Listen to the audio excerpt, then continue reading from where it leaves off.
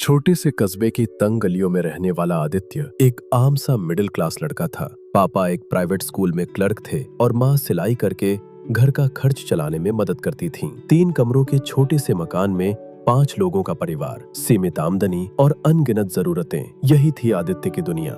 लेकिन इस छोटी सी दुनिया में आदित्य के सपने बहुत बड़े थे। वो कुछ ऐसा करना चाहता था कि एक दिन उसके माँ बाप को किसी के सामने हाथ न फैलाना पड़े। वो चाहता था कि उसके घर में भी खुशहाली आए, कि उसकी माँ नए कपड़े पहन सके और उसके पापा सिर उठाकर समाज में चल सके। पर सपने देखना आसान होता है, उन्हें पूरा करना नहीं। आदित्य जब 10वीं में था तब उसने तय कर लिया था कि वो IAS अफसर बनेगा। उसने एक दिन अखबार में किसी अफसर की कहानी पढ़ी थी जो बिल्कुल उसकी तरह गरीब परिवार से था और आज देश के लिए काम कर रहा था। उस दिन आदित्य ने खुद से कहा, अगर वो कर सकता है तो मैं क्यों नहीं। लेकिन उसके इस सपने पर सबसे पहले हंसने वाले उसके अपने दोस्त थे। अरे तू और IAS, पहले पास तो हो जा बोर्ड में। कोई कहता, हम जैसे लोगों के लिए ये सपने नहीं होते, ये अमीरों के लिए होते हैं। ये सब सुनकर आदित्य का दिल दुखता था, पर उसने कभी जवाब नहीं दिया। वो जानता था जवाब समय देगा। आदित्य के पास न महंगी कोचिंग थी न बढ़िया किताबें। उसके पास था तो बस एक पुराना मोबाइल, इंटरनेट का सस्ता पैक और जलता हुआ जुनून।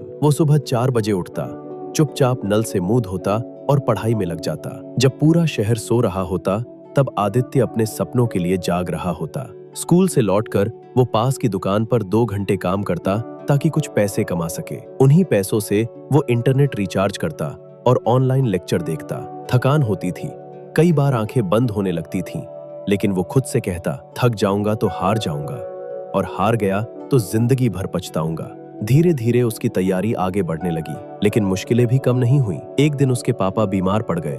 घर की आमदनी लगभग खत्म हो गई। इलाज के लिए पैसे नहीं थे। माँ के गहने गिरवी रखने पड़े। उस रात आदित्य पूरी तरह टूट गया। कमरे में अकेले बैठकर वो रोता रहा। उसे लगा शायद अब उसके सपनों का अंत हो गया। वो सोचने लगा कि पढ़ाई छोड़कर कोई छोटी मोटी नौकरी कर ले, लेकिन तभी उसकी माँ की आवाज आई, बेटा रो मत, तू अपने सपनों को मत छोड़। हम जैसे हैं वैसे जी लेंगे, पर तू वो बन जो तू बन सकता है। माँ की आंखों में आंसू थे पर चेहरे पर विश्वास। उस दिन आदित्य ने फैसला किया, अब मैं सिर्फ मेहनत नहीं करूंगा, अब मैं अपने सपनों के लायक पागल हो जाऊंगा। उसने सोशल मीडिया छोड़ दिया, दोस्तों से मिलना कम कर दिया, मोबाइल सिर्फ पढ़ाई के लिए इस्तेमाल करता। हर दिन खुद से पूछता, आज मैंने अपने सपने के लिए क्या किया। धीरे धीरे उसके नंबर बढ़ने लगे। उसने 12वीं अच्छे अंकों से पास की, फिर कॉलेज में एडमिशन लिया और साथ ही UPSC की तैयारी शुरू कर दी। पहला अटेम्प्ट फेल, दूसरा अटेम्प्ट फेल, तीसरा अटेम्प्ट इंटरव्यू तक पहुंचा, लेकिन सिलेक्शन नहीं हुआ। 3 बार असफल होने के बाद समाज ने कहना शुरू कर दिया, अब छोड़ दे, तेरे बस का नहीं, इतने साल बर्बाद कर दिए, अब कुछ और कर ले। लेकिन आदित्य के अंदर कुछ बदल चुका था। वो जान चुका था कि सफलता उन्हीं को मिलती है जो आखिरी सांस तक कोशिश करते हैं। चौथे अटेम्प्ट से पहले उसकी हालत बहुत खराब थी। पैसे नहीं थे, कमरे का किराया देने में दिक्कत, कई बार भूखे पेट पढ़ाई करनी पड़ी। लेकिन वो हर सुबह आईने में खुद से कहता, एक दिन यही संघर्ष मेरी सबसे बड़ी ताकत बनेगा। और फिर आया वो दिन, रिजल्ट वाले दिन। आदित्य का दिल जोर जोर से धड़क रहा था, हाथ कांप रहे थे। जब उसने वेबसाइट खोली, उसने अपना रोल नंबर डाला। कुछ सेकंड तक स्क्रीन लोड होती रही और फिर सामने लिखा था, सिलेक्टेड, रैंक 137। आदित्य की आंखों से आंसू बहने लगे। वो चीख पड़ा।